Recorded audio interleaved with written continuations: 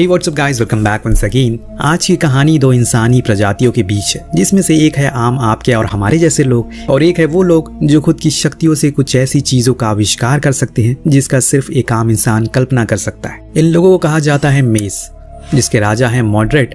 उसने अपनी शक्तियों के बल पर न जाने कितने प्रजाओं के राजाओं को खुद के सामने घुटने टिकवा दिए, और उसी सफर के दौरान अब उसके सामने खड़ा है किंग लूथर, जिसकी सेना बहुत बुरी तरह से हार रही है, क्योंकि वो सिर्फ तलवारों से लड़ रहे हैं, लेकिन सामने वाला ताकतवर शक्तियों से, जिससे शक्तिशाली कुछ भी नहीं है। लेकिन यहीं पर हम सोचने में सबसे बड़ी गलती करते हैं। किंग लूथर के पास भी कुछ ऐसा है जो मॉडरेट से भी बड़ा है और शक्तिशाली है, जिसे एक्सकैलिबर के नाम से जाना जाता है। ये एक शमशीर है जिसकी छाव में आज लूथर का साम्राज्य खड़ा है। उसी की मदद से मॉडरेट के जादू को खत्म कर देता है वो, और इस जंग को जीत जाता है। लेकिन इसके बाद राजा की प्रशंसा हर जगह होने लगती है। लोग उसे मान सम्मान देने लगते हैं, जिसे देखकर उसे खुद का भाई जलने लगता है। उसके अंदर अब उस सिंहासन की लालसा आ गई है जो उसके बड़े भाई को विरासत में मिली थी, पर वो जानता था कि उस तलवार के आगे कोई टिक नहीं पाएगा। इसीलिए उसने एक डीमन की मदद ली, जिसे उसे अपनी बीवी की बलि देकर नींद से जगा दिया और कहा कि वो राजा के परिवार को खत्म कर दे, जिस काम में वो लग गया। पर जब राजा को पता चला कि ऐसा कुछ होने वाला है, तो वो अपनी बीवी और बच्चों को लेकर पोर्ट पर आ गए थे और एक नाव पर जल्दी जल्दी बैठने को कहा।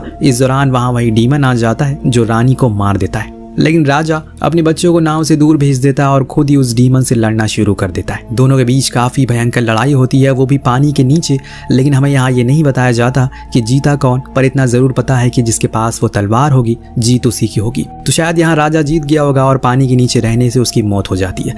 इधर उसका बच्चा नाव से तैरते तैरते रोम शहर पहुंच जाता है, जहाँ पर कुछ वैश्या उसे देखकर फौरन गोद ले लेती है। इधर प्रजा में हड़कंप मचा था कि अब राजा मर चुके, तो अगला राजा कौन बनेगा।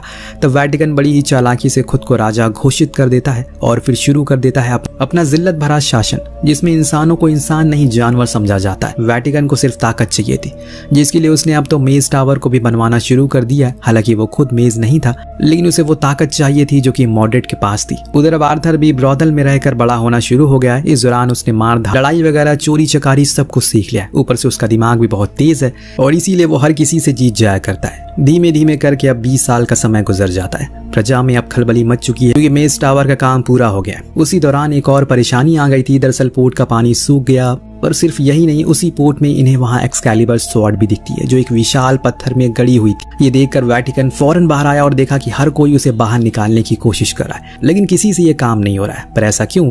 इसी सवाल का जवाब को पाने के लिए वो एक डीमन के पास गया, जिसने बताया कि इसे सिर्फ राजा का खून ही बाहर निकाल सकता है जो अभी जिंदा है। तो उसे ढूंढो और उसे यहाँ लेकर आओ। अब जब वेटिकन को यह बात पता चलती है, तो उसने फौरन अपने आदमियों को काम पर लगा दिया और जितने भी लोग आसपास के जिलों में काम करते हैं, उन्हें जबरदस्ती यहाँ लाने का हुक्म दे दिया गया, क्योंकि उसे किसी भी तरह करके वो तलवार चाहिए थी, जिसके जरिए वो मेज टावर की ताकतों को भी हासिल कर सकेगा, वरना वो सिर्फ एक पत्थर की इमारत बनकर रह जाएगी।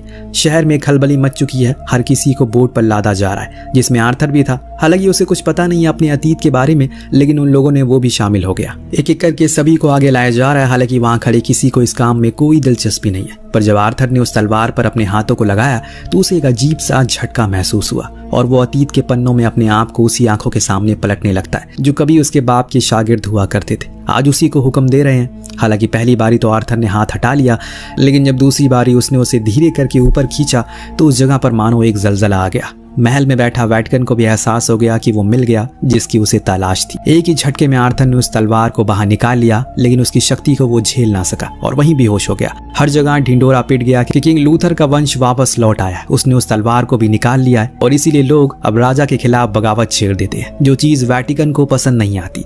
दूसरी ओर किंग लूथर के पुराने जनरल कमांडर बेडमेयर एक जादूगरनी मेज से मुलाकात करता है। उसे आर्थर की सारी बातें बताता और कहता है अब उन्हें उसकी मदद करनी होगी, तभी वो पुराना राज वापस आ पाएगा। इधर जेल में जब आर्थर की आंख खुली, तो उसके सामने वेटिकन बैठा था, जो उसे खुलासा करता है कि वो इस राज्य के पुराने राजा का बेटा है। वो ही है सिर्फ उस तलवार की शक्तियों को काबू में कर सकता है, पर खुद का भौकाल कायम रखने के लिए वो अब आर्थर का सर कलम करने वाला है पूरी प्रजा के सामने, ताकि सभी को पता चल सके कि वो कितना शक्तिशाली है और किसी से भी नहीं डरता। तो वहीं आर्थर को सभी के सामने ये कहना होगा कि वो राजा बनने के काबिल नहीं है और उसके पिता एक कायर राजा थे, तभी उसकी दोस्तों की जान बख्शी जाएगी, वरना उसके साथ वो भी मारे जाएंगे। तैयारी शुरू की जाती है। बाहर लोगों का हुजूम इकट्ठा हो चुका है। जिन्होंने अब बाहर आते हुए आर्थर को देखा, उनकी आंखों में एक उम्मीद है कि वो उनकी तकदीर को बदल कर रख देगा, लेकिन अभी आर्थर को खुद के दोस्तों की जान बचानी है।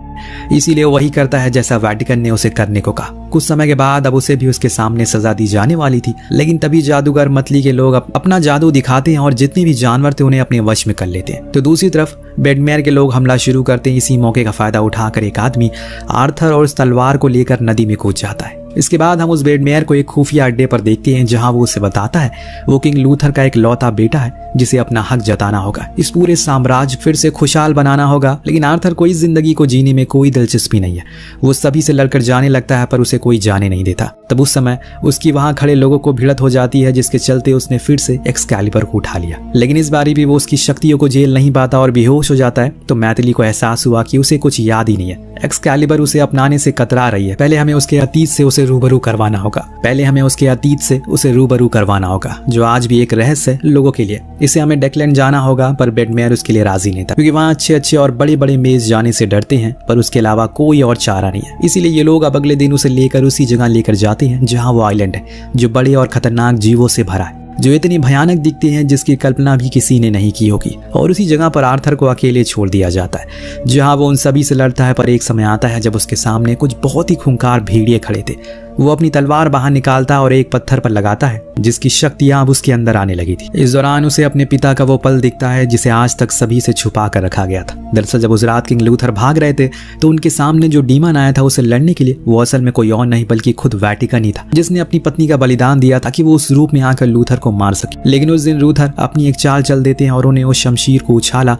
और खुद को ही उसके आगोश में कर लिया, यानी कि वो उन्हीं के अंदर जाकर घुस गई। एक्सकैलिबर अगर किसी भी जगह पर गड़ जाती है तो उसे सिर्फ उसका मालिक ही बाहर निकाल सकता है, यानी कि आर्थर। अब धीमे धीमे करके लूथर का शरीर पत्थर का बन जाता है, जाकर पानी में गहराई में समाने लगता है। और यही वजह है कि आज वेटिकन के हाथ वो तलवार नहीं रख सकती। ऐसा नहीं है कि वो उसे कभी हासिल नहीं कर पाएगा, इसके लिए उसे पहले आर्थर को जान से मारना होगा। ये सब जानने के बाद अब आर्थर को समझ आ जाता है कि उसके पिता कौन थे और यहाँ वो किस मकसद के लिए आए। इसीलिए उसे अब उस तलवार को हल्का सा चलाना भी सीख लिया है। अब वापस आते समय बेडमेयर और माली उसे सारी सच्चाई बताते हैं। पहले सारे लोग मिलजुल कर रहते थे, लेकिन वेटिकन ने खुद की लालच के लिए सब कुछ तबाह कर दिया। उसने मॉड्रेड से मिलकर मेज का सबसे बड़ा राजा को मरवा दिया और फिर खुद को दोनों मिलकर ये चाहते हैं कि लूथर को भी खत्म कर दे, ताकि उस तलवार की सारी शक्तियां उनके पास आ जाए, जिसके बाद वो लोग उस किंगडम को आधा आधा करके बांट लेंगे। लेकिन ऐसा मुमकिन नहीं हो सका, क्योंकि लूथर ने मॉड्रेड को ही खत्म कर दिया और खुद को ही तलवार लेकर पानी में समा गया। जितना लंबा वो मेज टावर होगा उसकी उतनी ही ज्यादा शक्तियां होंगी। इसीलिए एक्सकैलिबर पानी से बाहर आई, क्योंकि अब खतरा करीब है। यहाँ माली ये भी बताती है कि उसके कई सारे साथियों को वेटिकन ने मरवा दिया, ताकि हम लोग किसी भी तरह करके तुम्हारी मदद ना कर पाए। पर तुम बेफिक्र रहो, हम पहले जैसे सब कुछ दोबारा कर देंगे, बस तुम तैयार हो जाओ। उनकी ये बातें सुनने के बाद, सब कुछ जानने के बाद आर्थर मान जाता है और कहता है कि ठीक है, मैं तैयार हूँ, चलो शुरू करते हैं। तो अब बेडमेयर आर्थर की मुलाकात 6 ब्रॉन्ज नाम के परिवार से करवाता है, जो कि इंग्लैंड का सबसे रईस घराना था। उनके पास बेशुमार दौलत के साथ आर्मी भी थी। उनके सामने आर्थर काफी अच्छे से ये साबित कर देता है कि वो ही आने वाला राजा है और उस चीज के लिए वो तैयार है, जो देखकर वो पूरा परिवार उसकी मदद करने के लिए मान जाता है, क्योंकि उसमें उनका ही फायदा था। यहाँ वेटिकन के लिए सबसे बड़ा काम था किसी भी तरह करके उस मेज टावर को जल्द से जल्द खड़ा करना और उसकी शक्तियों को हासिल करना। इसीलिए जब उन्हें पता चला कि वेटिकन अब रोम आ रहा है तो वो सभी तैयार हो जाते हैं, क्योंकि यही सही मौका है उसे मारने का। अब सभी तैयार तो हो गए। अब आने वाले समय में वेटिकन भी रोम पहुंचता है, पर उसकी सुरक्षा में काफी गार्ड थे। उसके आसपास इधर ये लोग एक बिल्डिंग में छुपे थे और इनके साथ हब्बी, जो एक तीरंदाज थी, जिसने अपना निशाना साध। लेकिन जब कुछ देर हो जाती है तो आर्थर कहता है कि उसे कुछ ठीक नहीं लग रहा है। वो सही था, दरअसल वेटिकन को पहले से ही पता था कि उसका वो स्लेव इन लोगों से मिली हुई है और इसीलिए खुद की जगह उसने अपनी तरह दिखने वाले दूसरे इंसान को भेज दिया, जिसकी चाल ढाल भी कुछ अलग थी, जिस चीज को आर्थर समझ जाता है। लेकिन जब तक वो बी को मना कर पाता उससे पहले ही वो तीर कमान से छोड़ देती है, जो जाकर उस इंसान को लगती है जो था कोई और। अब इनकी जान के पीछे वो सब लग चुके हैं। हालांकि ये सभी भाग तो जाते हैं, लेकिन बीच में इनका सामना इनके सैनिकों से हो जाता है, जिसमें इनके कुछ साथी घायल भी होते हैं। और अब तो मतली की गर्दन पर तलवार थी। अब आर्थर निकलता है अपनी तलवार लेकर, जो उसके पिता की थी, और सिर्फ चंद ही पलों में वो इस जगह को शमशान घाट में तब्दील कर देता है, जो देखकर सब हैरान हो जाते हैं। लेकिन अब इन्हें यकीन हो गया है कि एक्सकैलिबर ने आर्थर को अपना लिया है, यानी कि अब सिंहासन की गद्दी डोलने वाली है। सबको मानने के बाद ये लोग अपने अड्डे पर आ जाते हैं, पर वहां तो पहले से ही वेटिकन मौजूद था, जिसके कब्जे में था इनका एक साथी, जिसकी गर्दन पर उसने तलवार रखी। वेटिकन की शर्त थी कि वो उसे तलवार दे दे, जिसके बदले में वो उसे छोड़ देगा। लेकिन बेडमेयर के लोग आर्थर को लेकर चले जाते हैं, जिससे वो उनके साथी को वहीं मार देता है। इस चीज के बाद आर्थर को बहुत गुस्सा आता है। वो अपने दोस्त को बचा नहीं सका और उस बच्चे को भी अनाथ कर दिया, इतनी शक्तियां होने के बावजूद भी, और इसीलिए उसने तलवार को लेक में फेंक दिया। तभी लेक से निकलती है एक मरमेड जो वापस उस तलवार को पानी से बाहर ले आती है। आर्थर को अंदर खींचकर उसे उस मंजर से रूबरू करवाती है जो तब होगा अगर वो कुछ नहीं करेगा। दुनिया से इंसानियत खत्म हो जाएगी, हर तरफ सिर्फ चीखें होंगी, चारों तरफ लाशें होगी जिनके ऊपर गिद्ध मंडरा रहे होंगे। उसे जंग करनी होगी, फिर से इस शहर को पहले जैसा बनाना होगा। ये सब देखकर आर्थर समझ जाता है कि उसे अब क्या करना है। ये लोग वहां से अपनी दूसरी खुफिया जगह पर पहुंचते हैं। वहां तो जहन्नुम बना पड़ा है। वेटिकन के सैनिकों ने उन सभी को मार डाला। अभी कमांडर वही था जो आर्थर से कहता है मैथिली और बी अभी भी उनके पास है। अगर अब वो चाहता है कि उनकी मौत ना हो तो उसे तलवार उनके हवाले करना होगा। अब आर्थर के पास कोई चारा नहीं था। अगले दिन वो बेडमेयर के हाथों एक्सकैलिबर को वेटिकन को सौंप देता है और कहता है कि 2 दिन बाद वो खुद उसे मिलने के लिए आएगा। अब उस तलवार को पाने के बाद उसने सभी साथियों को वेटिकन ने रिहा कर दिया, क्योंकि जो चीज उसे चाहिए थी वो तो उसे मिल चुकी है। अब आर्थर से भी कोई खतरा नहीं है। इसीलिए वो पहली बार उसे खुद के कैसल में उसे बुलाता है, जहाँ कभी आर्थर के पिता और उसकी माँ बैठा करती थी। पर पर्दे के पीछे खेल कुछ और ही चल रहा था। जब वेटिकन ने मैथिली को छोड़ा तो उसने सभी पंछियों को और डार्कलैंड के कुछ विशाल सांपों को अपने वश में कर लिया। उनसे कहा कि वो कैसल में जाकर वेटिकन पर हमला कर दे, जो चीज वो करते भी है। जिस चक्कर में वेटिकन उसी तलवार से उन्हें मारने की कोशिश करता है, पर उसे गलती हो जाती है। हालांकि वो एक को मार तो देता है, पर एक्सकैलिबर अब दीवार में गड़ गई थी, यानी कि वो अब सिर्फ और सिर्फ उसे आर्थर ही बाहर निकाल सकता है। यही मेज का प्लान था। देखते ही देखते बेडमेयर के लोग कैसल पर धावा बोल देते हैं, जो साथ में उन कैदियों को भी रिहा कर देते हैं जिन्हें वेटिकन ने बंदी बनाया था। वहीं बाहर पूरी प्रजा अब आर्थर के सपोर्ट में थी। ये सब देख वेटिकन भागकर फिर से डीमन के पास गया और कहा कि उसे उसी फॉर्म में वापस कर दो जिसमें उसने लूथर को हराया था। इस तरफ आर्थर ने तलवार को बाहर निकाल लिया और अब वो सीधा पहुंच गया उसी केव में जहां उसके सामने था वेटिकन, लेकिन डीमन फॉर्म में, जिसने अपना ही यूनिवर्स बना लिया, क्योंकि उसने मेज टावर की शक्तियों को अनलॉक कर लिया, खोल लिया, और उस यूनिवर्स में वो उस पर भारी पड़ रहा है। तलवार होने के बावजूद भी वो उसके सामने टिक नहीं पा रहा है, जो देखकर वेटिकन ने उसे भी वही कहा जो उसके पिता को कहा था कि तुम इसके काबिल नहीं हो। तब आर्थर को अपने पिता की वही पल दिखता है जो उनका आखिरी पल था, जिस चीज को देखकर वो समझ गया कि अभी तक वो सिर्फ बदले के लिए लड़ रहा था, लेकिन अब उसे अपने लोगों के लिए लड़ना होगा, इस साम्राज्य के लिए लड़ना होगा, इस दुनिया के लिए लड़ना होगा। फिर क्या था,